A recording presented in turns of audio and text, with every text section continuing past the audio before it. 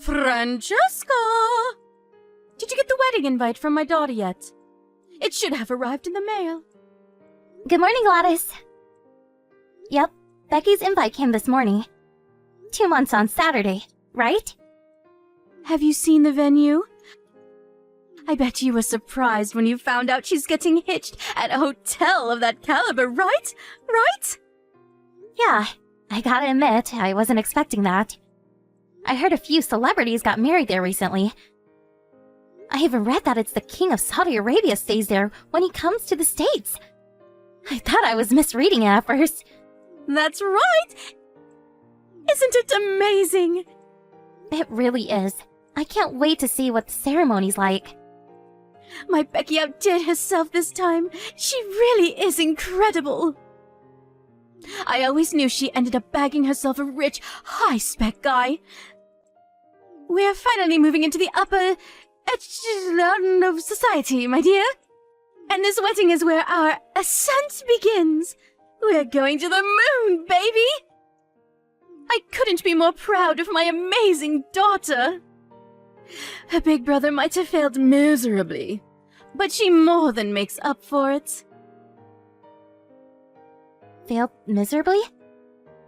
Just to clarify, you're talking about my husband, aren't you? Of course. Sean's my only son. Who else would I be talking about? Right, I thought so. I still have no idea why he married someone like you. I've been racking my brains over it since the day I met you. And I've accepted that I'll probably never understand. Love makes people do the craziest things. Lovely. Thanks for that.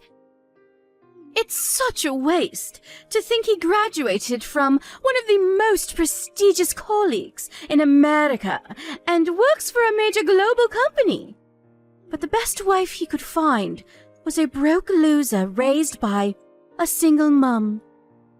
It breaks my heart. It really does. It's obvious you were only ever after his money. You couldn't be more wrong, Gladys. I love Sean for who he is. I'd still be his wife if he worked at Walmart. The money is incidental. I'm sure Becky feels the same about her husband, too. I wonder. You may be too wet behind the ears to have realized this, but women tend to be more calculating than men. Not that it's wrong for money to be a priority when choosing a partner. That's not a gender thing. It's a human thing, and it's good common sense in my eyes. But please, Francesca, you can't be serious when you said you would have still married my Sean if he worked at Walmart? Oh, the embarrassment! Yes, I would. Perhaps that wasn't the best question to ask you. You can say whatever you like. Now you already have your grummy mitts on the pot of gold at the end of the rainbow. It doesn't matter, though.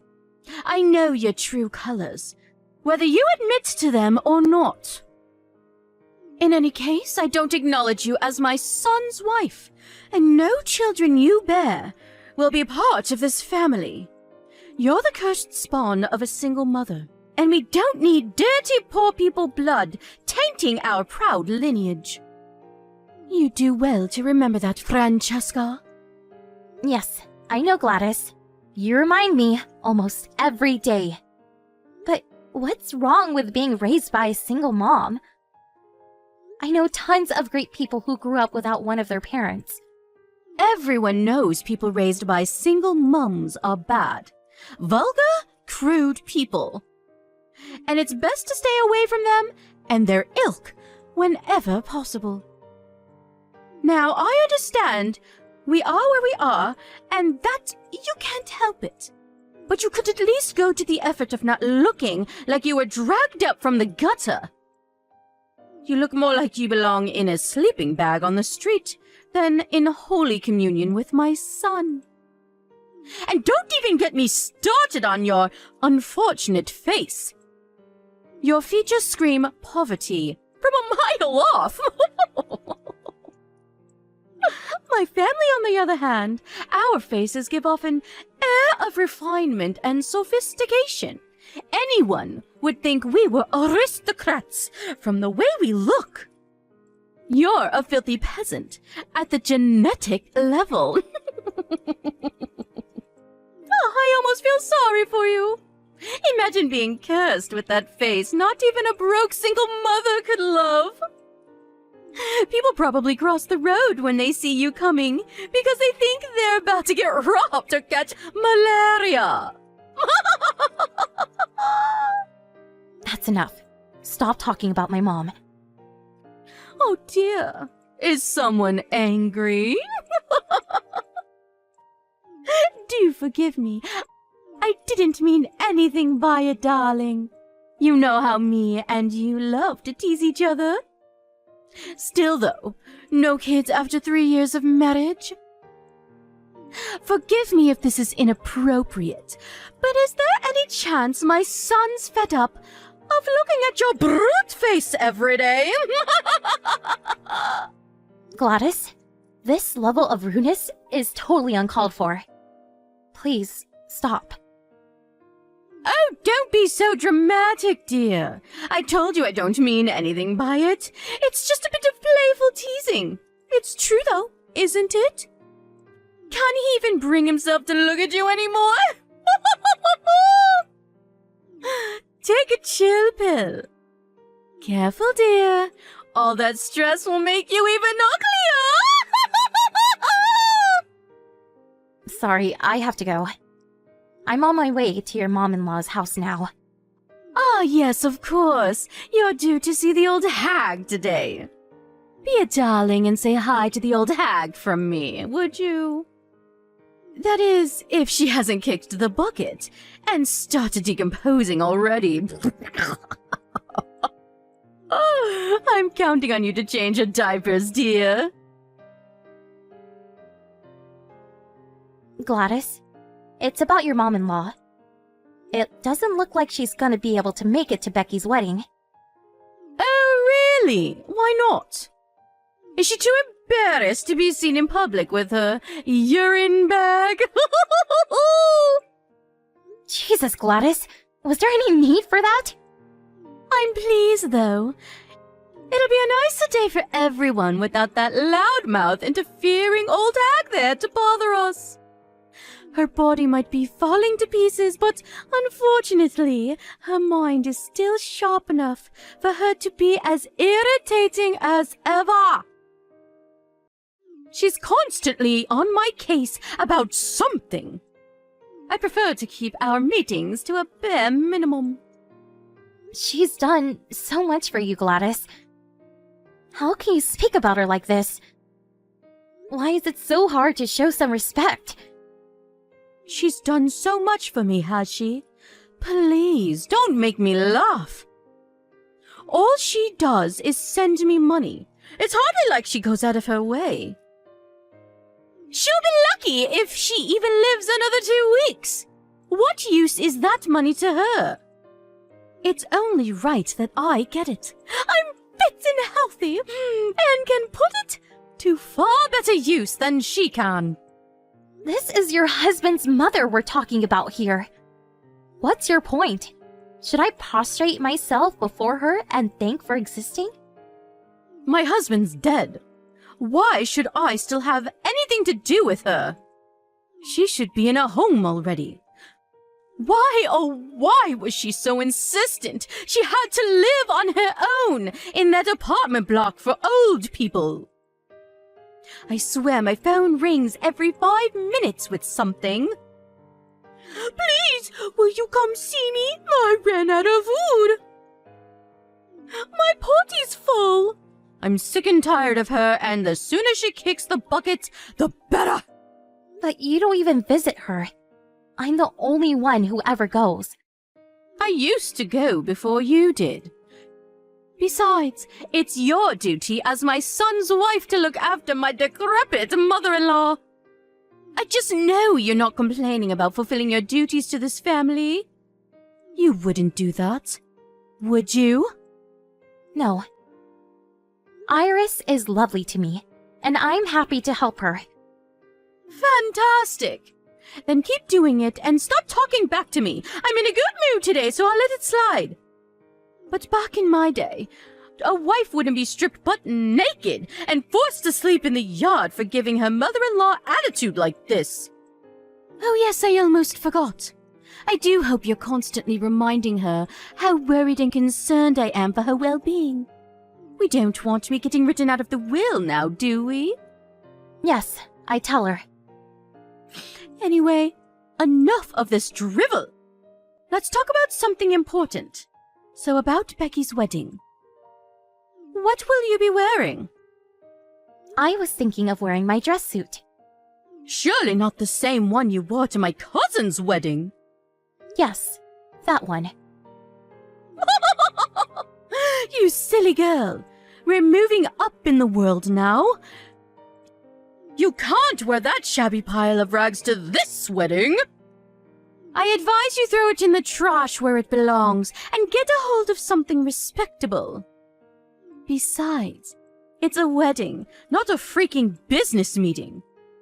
A woman your age should be wearing a proper dress. A dress? Okay, got it. I'll arrange something before the wedding. I imagine you'll probably rent something. But you better not show up wearing any cheap crap. We have a reputation to uphold. Trust me that people at this wedding know cheap when they see it, as do I, obviously. I'll never forgive you if you embarrass us. If you do rent, make it something expensive. Can you imagine the shame if my son's daughter showed up in a cheap pile of rags? We'll never live it down. Do not embarrass my daughter on the most important day of her life. I won't. It's easy enough to say that, but I mean it. You better not disappoint me, Francesca. You have the dress sense of a Nigerian tribesman. So I can't help but worry you'll come in something ridiculous. Relax, Gladys. I'll look the part. I promise. The last thing I want to do is embarrass Becky on her wedding day. I suppose I'll just have to take your word for it. To be honest, I'd much rather you didn't come to my daughter's wedding at all. But she insisted on having you there. You're lucky. She's a lot more tolerant towards poor people than I am. Right. Becky's great. She's always been kind to me. Her husband's family are of excellent prodigy, too. They have records of their ancestry going back to medieval Europe. They even have a coat of arms. Does your family have a coat of arms? What am I saying? Of course it doesn't. Anyway, I digress. Don't let us down, Francesca. If you show up in something cheap and tacky, I can assure you, you'll be the first taxi home. I don't care what Becky says. Hello, Francesca. Thanks for showing your face at the wedding today. Did you leave yet? Yes. I'm on my way to a place that specializes in dress cleaning. Hopefully I can get there soon enough for it not to stain. Oh, don't be silly, dear. It was just a splash of beer. You're such a drama queen. A splash of beer? You poured an entire keg over me on purpose. Right in the middle of your own daughter's wedding! There's no justification for what you just did. You're horrible. There we go with the over-exaggerations again. It wasn't on purpose, dear. I just slipped is all. Actually, I think I might have gasped in shock when I saw that cheap piece of crap dress you were wearing and spilled some beer on you by mistake. But you know what? It serves you right. I made it crystal clear. You were to rent the most expensive dress you could. This is what you get for ignoring me and showing up in peasant wear. You broke your promise. I didn't rent it. Oh? You mean you actually paid for that thing? So that's why you're running around like a headless chicken, trying to get it cleaned. How's your dress looking, dear? It's obviously cheap garbage. Why not throw it in the trash where it belongs? Wrong. You told me to come looking the part, so I went the extra mile and did just that. You looked the part in that thing, did you? Oh, the delusion! Now I've heard it all!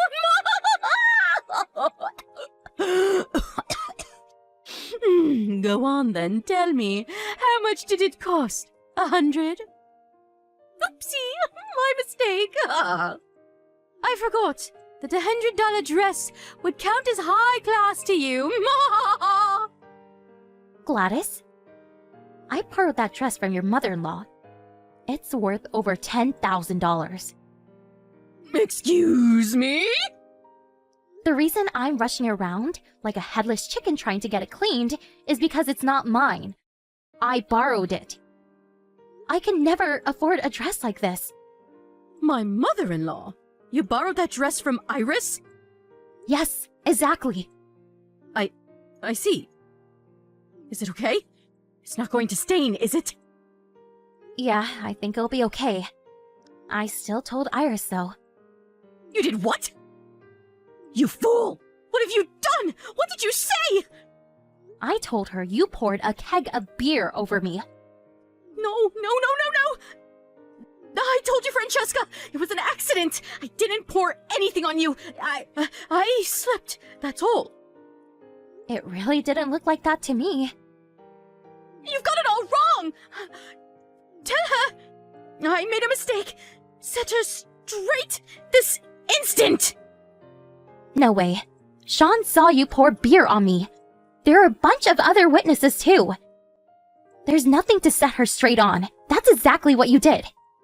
Stop talking back to me and message her now! Tell her I slipped. Why? What do you mean, why? Because I'm your mother-in-law, and that means my word is law! I'm not sure why you think that, but you couldn't be more wrong. Yes, it damn well does, you insolent little toe rag! You should be more grateful to me. I let you marry my son despite the fact you were raised in poverty by a single mother. That's funny. I seem to recall you telling me you don't acknowledge me as Sean's wife almost every day. You still got married, didn't you? That means I allowed it. You know, this whole situation used to bother me, but I'm at peace with it now. Whether you acknowledge me or not makes no difference. I'm done stressing myself out trying to achieve the impossible. You don't get to decide to stop trying to win my approval, Missy! Anyway, forget that. Hurry up and message Iris. Tell her I didn't do it on purpose. I'll make my son divorce you if you don't. Francesca, are you there?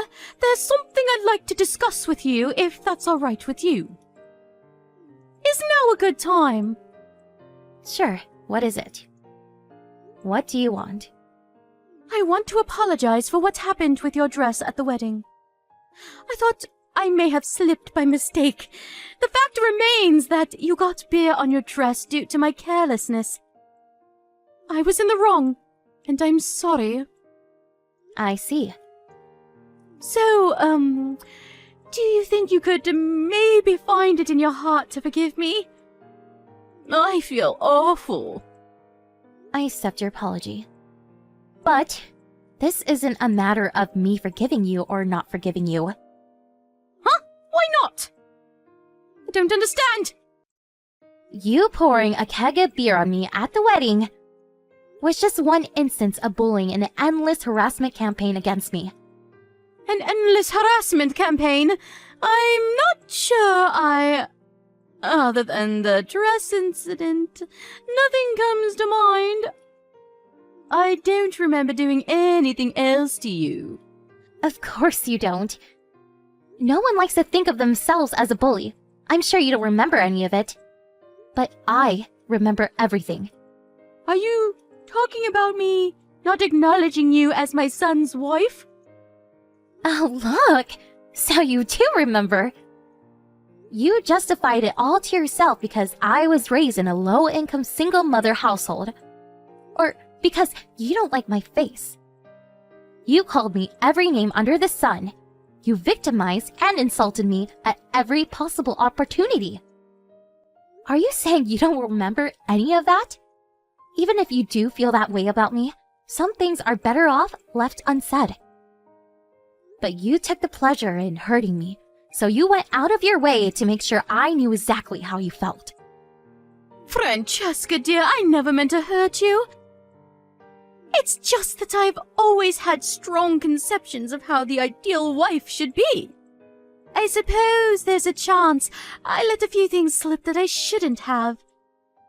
When I thought you were meeting the standard, but that's all, I swear.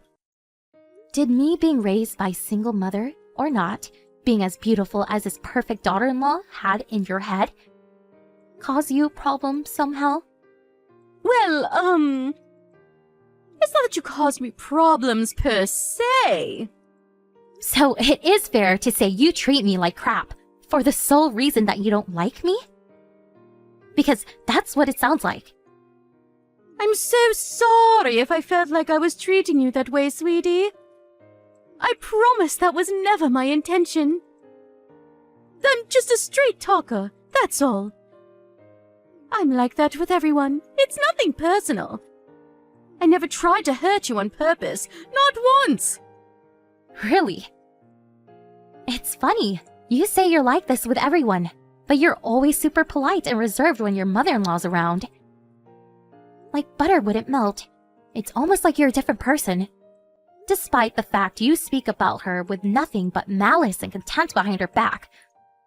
Old hag this, decrepit old that. It seems pretty obvious to me that you're not so straight talking with everyone. And you know full well who you can get away with treating like crap and who you can't.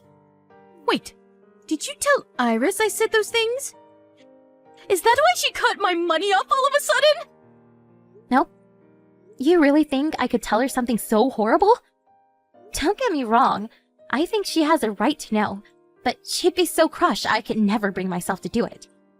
Wait a sec. Are you apologizing to me because Iris cut your money off? Oh dear, it's not like that, I swear. I'm apologizing because I feel truly awful about everything I've done, Francesca. I'll never utter a negative word about anyone from now on. Can we just, all get along? You make me sick. You wanted nothing to do with your mother-in-law until now. You spoke about her with hatred and contempt and forced what should have been your duties to take care to her onto me. Now she cuts your money off and you're suddenly nice as pie. Whether you apologize to me or not makes no difference to how she feels about you. Why not? Because she knows what you really think about her. Huh? She might not know what you say about her behind her back, but she told me she's had a feeling you hate her for a long time now. Think about it. She's been giving you money every month for years now. In spite of that, you literally never visit her, and you keep contact to an absolute bare minimum. Don't you think that's a little messed up? How can it be messed up? You're my oldest son's wife. Looking after my mother-in-law is your duty. I'm hardly a spring chicken anymore, dear, and looking after her isn't light work. It makes far more sense that someone young and sprightly like yourself do it. You were sprightly enough to go on holidays and to concerts with the money she gave you. Fine, you win, okay? I'm the bad guy. Please, will you stop attacking me now? I won't be able to get by without that money from my mother-in-law. My husband's not around anymore, and his inheritance is all but gone. I heard he left you a lot of money. The fact it's almost gone can only mean you wasted it all on frivolous crap. Francesca, please, I'm sorry for everything. I accept I'm in the wrong. There's no excuse for treating you the way I have. I'm sorry I was so mean to you. I'll never do it again, I swear. I apologize from the bottom of my heart! I'll even start looking after Iris again. Please, will you talk to her for me? She'll listen to you, dear. Will you make her see sense? But she has seen sense, Gladys. That's why she cut off your money. As for me, I want nothing more to do with you. Sean and Becky told me they're happy for me, never to speak to you again, too. I'm done putting up with your crap and doing everything you tell me. Don't be silly, dear. How is never speaking to me again going to work? Are you just going to blank me at every birthday and Christmas? What about weddings and funerals? Let's be mature adults about this. I'm cutting off all ties with you. And not just me either. Sean and Becky said they want as little to do with you as possible from now on. What? My own children? No, this can't be happening. They both warned you countless times to stop bullying me. But you ignored them every time. It went in one ear and out the other. They're at their wits' end with you, Gladys. You left them with no choice but to cut you out of their lives. Sean saw you pour that keg of beer over me at the wedding with his own eyes. And he said he'll never forgive you as long as he lives. Oh, this again! I apologized for that! Speak to him for me, please! I'm telling you, I'm sorry here. We're way past apologies now. You bullied, victimized, and harassed me ever since me and Sean got married. Whenever I came to visit, you made sure everyone else got to eat delicious, warm, freshly cooked food, while I got a cold plate of leftovers. I remember you even put trash on my plate once. You insulted and belittled me to no end whenever we talked over text. You even treated your own mother-in-law with contempt. I'm so sorry. You're right, I crossed the line. But I see the error of my ways. Please, darling, I'm begging you. Won't you have a word with everyone and convince them to give me another chance? You're the only one who can help me now. I'll acknowledge you as my son's wife and a part of this family. I'll never be mean to you or anyone else again. Like I said, too little, too late. Whether you acknowledge me or not makes no difference. Even if you told Sean to divorce me, he wouldn't listen to you. I realized a long time ago, I don't need the approval of the likes of you. No. How am I supposed to get by on my own? You have no idea how much I needed that money for my mother-in-law. My pension and what's left of my husband's inheritance aren't just going to cut it. I'm begging you, please give me one last chance. At the very least, please convince Iris to forgive me. If you're well enough to do things like go on expensive holidays and bully me, you're well enough to work. I advise you put that energy of yours to more productive use from now on by getting a job. I no longer acknowledge you as my family. So I appreciate if you stop thinking me as your daughter-in-law. Gladys messaged me countless times with groveling apologies after that. But she was annoying me, so I blocked her. I hope I never see her again for as long as I live. Sean and Becky told me they got a bunch of groveling messages begging them for money when she realized her mother-in-law was cutting off the financial support she'd been sending every month. But needless to say, being completely sick of their mother's disgraceful behavior, they both refused to give her a cent. I heard Gladys, begrudgingly, found part-time work after realizing it was a choice between either that or homelessness. But Becky told me she messages her every day complaining how hard it is, and lamenting the soul-crushing despair and loneliness of her new life, and her hatred towards herself for creating it. Of course, there was a time when I wanted nothing more than to win Gladys' approval. She is my husband's mom, after all. But that changed the moment I heard her talking about her aged mother-in-law like garbage. I accepted that sometimes there are people it's better not to have their approval of. And my life has been a whole lot easier ever since. My efforts to win her over were in vain and caused me nothing but stress. Cutting her out of my life was the best decision I ever made, and I don't regret it one bit. I had no idea what her life will look like from here on out. But no matter how bad things get, me and my husband have no intention of helping her. She brought this all on herself, and I think it could actually do her good to learn the hard way that actions have consequences. There wasn't anything in particular that I meant I had to carry on seeing her, so breaking things off was a piece of cake. It's amazing what a breeze life can be when it doesn't have toxic people in it. I feel blessed to be surrounded by my amazing, supportive family who genuinely want the best for me. Here's a shout out to my husband Sean, my sister-in-law Becky, and let's not forget Iris. They're the kindest people I've ever met. It's a miracle that someone like Gladys managed to raise such wonderful kids. I want to dedicate my life from here on out being there for all of them, now and forever, through thick and thin. That's my idea of happiness.